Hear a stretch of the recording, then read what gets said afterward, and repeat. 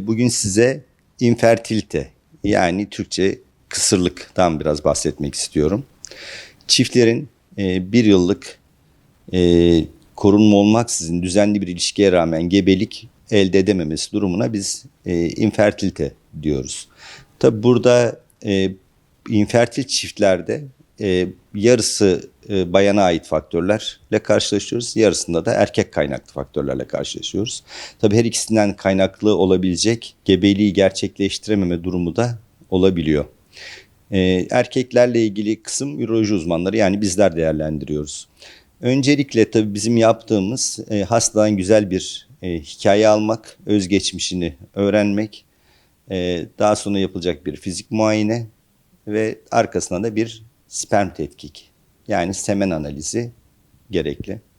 Semen analizinin iyi bir sonuç vermesi için cinsel periz sonrası 2 ila 5. günler arasında numune alınması uygundur. Günümüzde erkek infertilitesinde çok daha fazla karşılaşmaya başladık ki artık beslenme düzeninin iyi olmaması, besin kaynaklarının doğal olmaması, işte çevresel faktörlerin çok etkili olması, şehir yaşantısı, hareketliliğin az olması gibi durumlar tabii bizi çok etkiliyor. Tabii bunun yanında kişilerin kullandığı özellikle sigara tüketimi inanılmaz etkiliyor. Yani sigara özellikle sperm hareketliliklerini en çok bozan faktörlerden birisi.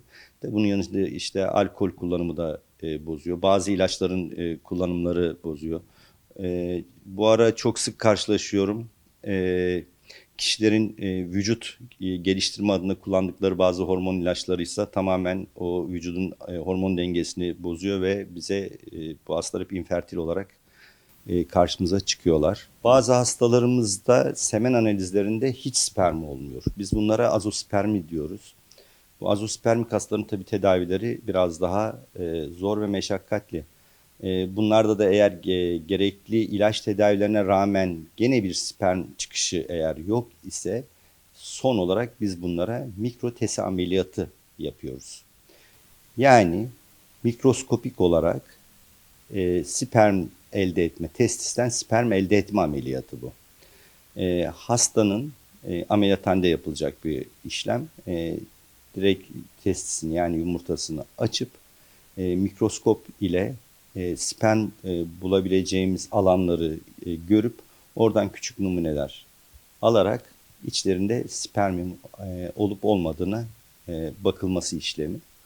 Eğer sperm bulursak da bunu direkt dondurma işlemi yapabiliriz. Daha sonrasında aile tüp bebeğe geçebilir.